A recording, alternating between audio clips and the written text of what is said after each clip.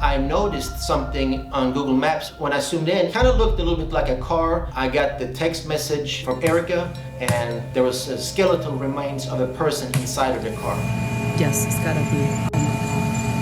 Tonight, a 22-year-old case of a missing man, one step closer now to being solved thanks to Google Maps. 22 years, the bones were still intact, still in the seatbelt.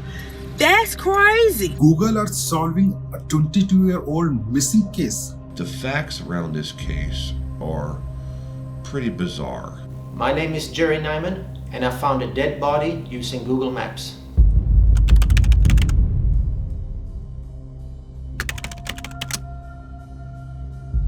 I work for the Palm Beach County School District in the Transportation Department, and our in-house developed routing system uses Google Maps as the layer where we can see where the bus stops are and where the buses are if we're tracking them with the GPS. Yeah, often when I look at where a school is and where students live, I usually go and see how would those students walk to school safely so that they don't have to walk next to a busy highway. We pretty much use Google Maps on a daily basis. I got an email from the principal at Polo Park Middle. The school name Polo Park rang a bell. That was the school that my ex-girlfriend's two daughters used to attend. We're in a relationship for a few years. I would say we keep in touch. So when I looked on the Google Maps to see where Polo Park Middle was, I noticed that it was very, very close to where Erika's house was. When I was kind of pretending to walk from Polo Park Middle to Erika's house, I noticed something on Google Maps in the man-made lake.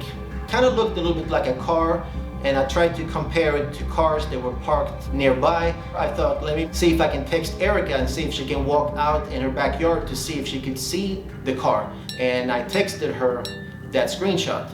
And he just said something funny, like, are you hiding cars in your backyard? The water was kind of green and brown, so she couldn't see the car. So I'm trying to jump in my fence. I'm trying to see if I can see something, but I couldn't see anything. So she went and asked one of her neighbors if they maybe could help her. I was hoping it was nobody there, of course. My heartbeat, it was like... I got the text message from Erika, and she had even added a little video where she showed they had actually pulled the car out of the canal. There was a skeletal remains of a person inside of the car. The bags are open, yes. Yes, it's gotta be. Erika texts me and says that the police wants to talk to me. Of course, they asked me who gave me those pictures, and they asked me for the number. But I just explained that I got the email from the principal, and the police, they just were happy that I discovered the car. And Erika also sent me a link to a website that had information about people that had gone missing or cold case files. It turned out that the man was William Mold, and he was a person that had been missing since 1997.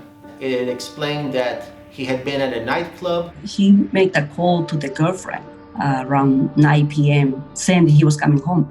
So that was the last time anybody heard from him.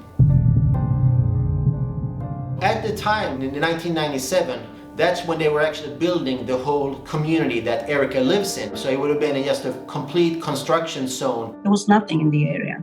This house wasn't built. How and when Molt's car got into this retention pond in the Grand Isles community in Wellington remains a mystery. But Google Maps shows if you look close enough, it's been visible from the sky since 2007. After this, I saw a lot of people had posted things on websites wondering, why didn't nobody see this car before? On the Google images, it looked so clear.